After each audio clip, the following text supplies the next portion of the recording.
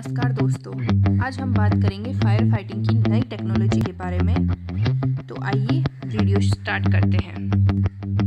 तो जैसा कि आप देख रहे हैं, इस वीडियो में आग बुझाने का काम ड्रोन्स की मदद से किया जा रहा है।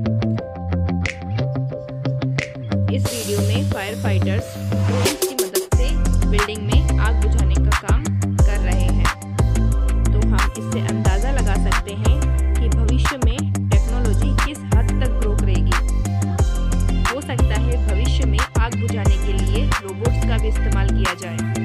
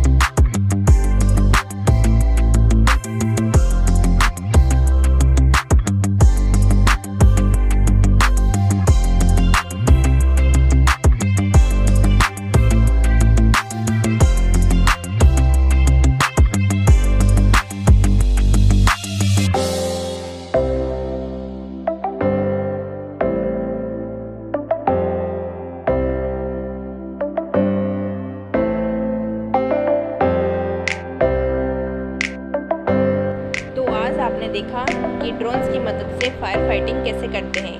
अगर आपको ये वीडियो अच्छा लगा तो प्लीज़ लाइक, शेयर और सब्सक्राइब करना ना भूलें। Thank you.